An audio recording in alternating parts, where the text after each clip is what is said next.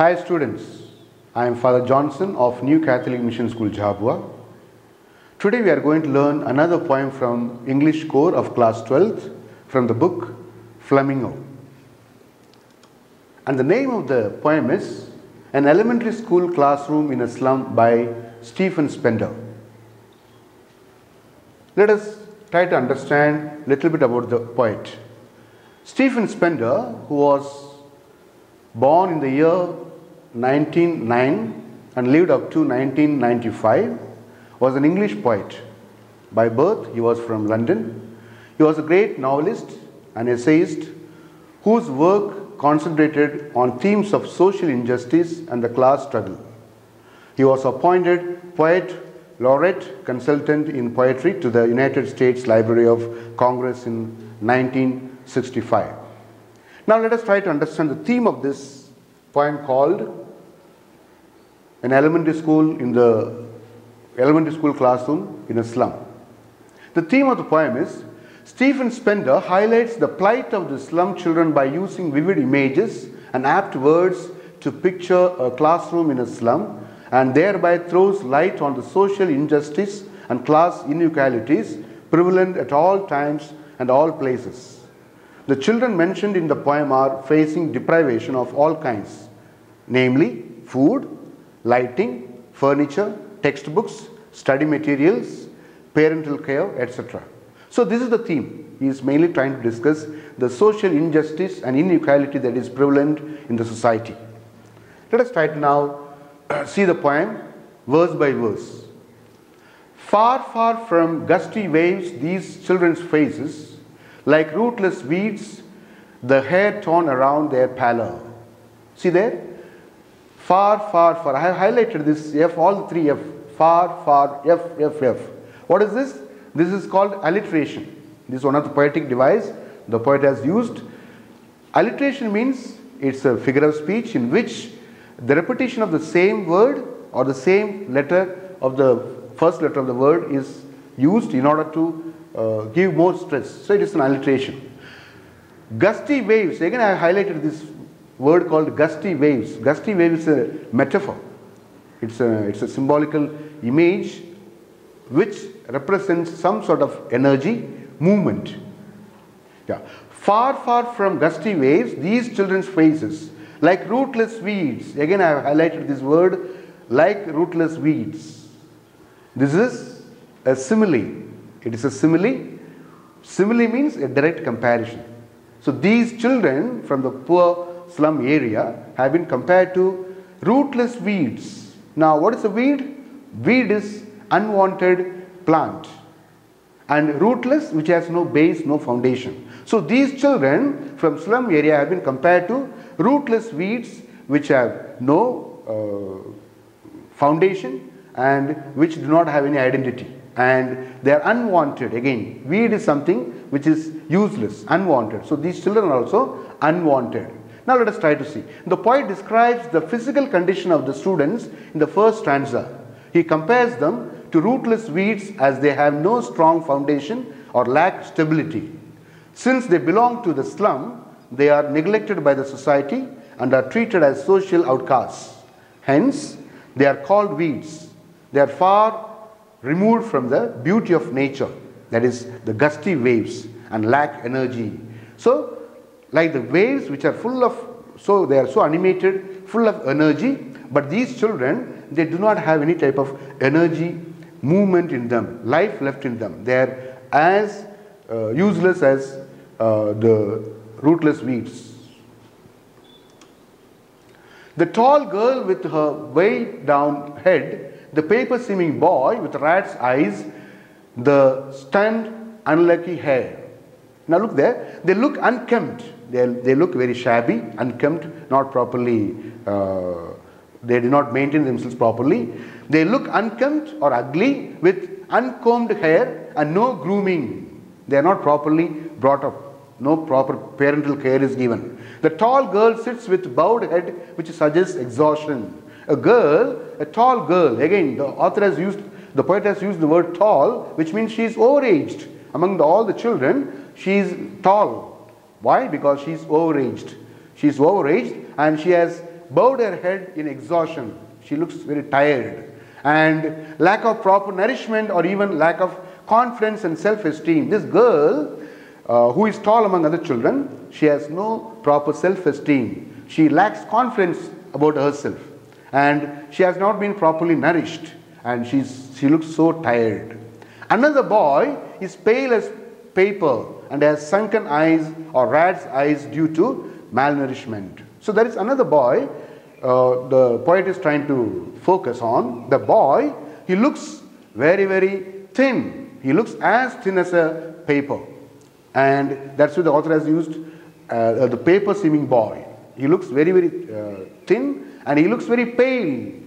There isn't much of freshness on his face. He looks very, very pale. And has sunken eyes like that of a rat. Rat's eyes, no? The eyes are so much bulging out because he has not been properly nourished. He suffers from malnourishment. Of twisted bones, reciting a father's gnarled disease, his lesson from his desk. At back of the dim glass, one unknotted, sweet and young. His eyes live in a dream of squirrel's game in the tree room other than this. Now look there, there is another student. The author is describing few images like the tall girl, a boy as thin as a paper. There is third boy. There is another student suffers from a disease of twisted bones which he has inherited from his father. No? Gnarled disease. He has already has inherited poverty from his parent. As if that is not enough, he has also inherited the disease with the twisted bones from his father. A sweet young boy seated in the back of the classroom seems to be living in a dream world where he imagines himself to be a squirrel to escape from his harsh reality. There is another boy who is lost in daydreaming. He wants to move out of the classroom. He wants to enjoy the nature just like a squirrel. He doesn't want to, his attention is not in the classroom. It could also be that he is suffering from some mental illness. Possibly, the child must be suffering from some mental illness. The first stanza thus paints a picture of misery, illness and despair. So, out of the four stanzas, the first stanza, the poet Stephen Spender is trying to highlight the misery, illness and despair that is seen on the face of these children. Now let us go to the second stanza. On sour cream walls, donations, Shakespeare's head, cloudless at dawn, civilized dawn, riding all cities. So, in the second stanza, the poet Stephen Spender is trying to discuss, he also highlights the spotlights on the pathetic condition of the classroom. The classroom is as dull as a sour cream wall. It is very, very dull. There is no life left. The walls of the classrooms are faded to the color of sour cream or dull yellow, which reflects the dullness and lack of hope and brightens in the lives of the slum children. So the wall again, which is very dull, not properly painted, faded, it also gives the picture of the life situation of the children there. There is not much hope, not much of light, not much of, we can't see any ray of light in the life of these children. Generous donations like pictures and maps are stuck on the walls of their classroom but are totally irrelevant in their lives as they are more worried about their survival than enjoying these beautiful things. The pictures and different maps which are hung around the wall, they are totally irrelevant. They make no sense to these children because these children, they do not have an access to the beauty of the nature. All they want is enough facilities for their education and enough food for their survival. So these things, donations, pictures, maps, they are totally irrelevant according to the poet in the life of these children. Belled, flowery, Tyrol's valley, open-handed map, awarding the world its world. And yet, for these children, these windows, not this world or world. For these children, these things make no sense.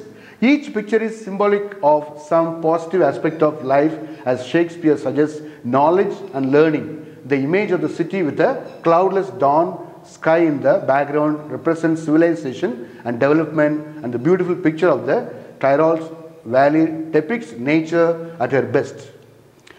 The world of the sophisticated people, the sophisticated world makes no relevance in the life of these children. And all this natural beauty make no sense in their life. Education as represented by this picture is supposed to open a window of opportunities for these children. The knowledge that Shakespeare is trying to share, it is irrelevant, because as he says, education should give equal opportunity to these children, but then they are not been given, they have been deprived rather. But to them, these pictures are totally meaningless, as their world revolves around the miserable world that they see through the windows of the classroom. So the world that they live in and the world that they see through the window is altogether different. The world that they live in is totally in a world of, in a state of misery, poverty, and lack of proper equal opportunity. But the world that they see through the window outside is full of sophistication, full of beauty, which is totally meaningless and irrelevant. Where all their futures painted with a fog, a narrow street sealed in with a lead sky, far, far from rivers, caves, and stars of words. Now look here, again I have highlighted these words, fog and lead sky. What are they? Fog and lead sky, they are all metaphor. What is metaphor? Metaphor is an indirect comparison. Fog and lead sky, fog which represents no clarity, lead sky again there is not of much of hope left. So lead sky is compared to hopelessness, and fog has been compared to lack of proper clarity. So their life is filled with misery, hopelessness, uncertainty, and that is why the word has been used. Fog compared to uncertainty, lead sky compared to dullness in their life. Again, I highlighted all the three words, three letters, far, far, far, all three F. Again, as I said in the beginning, it is an example for alliteration. Alliteration means repetition of the same word or same letter in the beginning of the word. Their future is as dull and colorless as the fog that surrounds their slum. The narrow roads with their dull grey skies ensure that they are far removed from the enlightened world of rivers, caves, and the beauty of the words. So these things, these rivers, beauty, all these things, they are meaningless in their life. Let us come to the third stanza. Surely Shakespeare is wicked and the map a bad example, with the ships and sun and love tempting them to steal. In the third stanza, the poet seems to wonder, isn't Shakespeare wicked? He promises them a land of prosperity and richness that is totally alien to these children. According to Shakespeare, knowledge is everyone's right, and education should offer equal opportunity along with the knowledge. But what Shakespeare says, and his idea is totally wicked. They don't make any sense in the life of these children, and that is why he, on the one hand, offers prosperity in the form of knowledge and richness, but on the other hand, the reality of the life is totally irrelevant, totally contradictory. They create unwanted desires and aspirations in these children, which for them are unattainable. The promise that Shakespeare makes, they are making unwanted desires and aspirations in the life of these children, which they cannot attain in their life.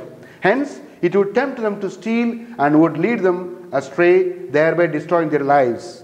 So, the kind of prosperity that Shakespeare is offering, since they are not attainable, probably these children would indulge in some sort of antisocial activities in the form of stealing and robbing, which will lead them to total destruction of their lives. So that is why he says Shakespeare's ideas are wicked. Far lives slide turn in their cramped holes, from fog to the endless night. On their slag heap, these children wear skins peeped through by bones and spectacles of steel with mended glass like bottle bits on stones. The same is the case with the map, which again gives them ideas of escape into a world of beauty and wealth which would be impossible for them to achieve. These children are literally chained to this slum where their lives are restricted to the cramped holes with hopelessness and despair. They are only companions. So now the poet is using the word cramped holes instead of using the place where they live, the house where they live, or the slum, the thatched houses where they live. They have been compared to, they have been addressed as cramped holes. Cramped hole means a hole in which animals live. So the word cramped hole has been used in order to, not that they are living with all sort of sophistication. They are living in total poverty and despair, and that is their only company in their life. Hopelessness and despair. There is nothing else. They live on slag heaps, industrial waste, with skinny bodies and poor eyesight. A condition that's so pathetic that they wear glasses that are held together with wires. So, see the word? The boy, these children wear skins peeped through by bones. Actually, they have nothing to wear. He is using the word, he is wearing skins. Actually, we cannot wear skin, but the only thing that covers the body is the skin and nothing else. In their life, they do not have enough to wear, and that is why so much is the state of poverty that we can see. All of their time and space are foggy slum, so ball their maps with slums as big as doom. Again, as big as doom, it's an example for simile. Their life has been compared to, the slums have been compared to doom. Doom is destruction. So the slums are as miserable as the destruction. So the poet is so filled with this despair that he wants these pictures to be removed from the walls and be replaced with images of slums itself to create a world that is much more familiar to these children. So the poet suggests that better these pictures be removed from the classroom and paint the classroom with the same situation that is prevalent, that the children are familiar with, rather than introducing them to a situation which is totally alien to their life. Unless governor, teacher, inspector, visitor, these maps become their windows, and these windows that shut upon their lives like catacombs. Again, another word, lives like catacombs. Again, another example for simile. Their lives have been compared to catacombs. What is a catacomb? Catacomb is a place where bodies have been buried. Catacomb is a place where bodies have been buried. So, their life, the place where they live, have been compared to catacombs. So, this pathetic plight can be changed by responsible intervention from the government, the authorities in charge, and social organizations. Who can bring about change in their lives? It is by the government, it is by the people who are involved in the social organizations. He wants the slums which enclose these children like tombs or catacombs, almost a near-death situation, to be literally broken down to give free access to the children to the beauty of nature and real-life experiences. So he says, he makes an urge, please remove them from these catacombs and expose them to life where there is beauty, where there is energy, so that they can come out with something that which will make their life much more beautiful. Break, oh break open till they break the town, and show the children green fields, and make their world run azure and gold sands, and let their tongues run naked into books, the white and green leaves open. So exposing these children to normal situation is yet another way to eliminate the inequalities, the disparity, the unequal situation that is found in their lives can be removed only by exposing these children to beauty, to life. Education can empower them to fend for themselves by finding productive employment. Then they would be empowered to enjoy nature and literature to its fullest. They would be truly liberated. So, the only way of liberating the children from this poor situation of hopelessness, misery, and despair is only by exposing them to life situations of beauty and energy.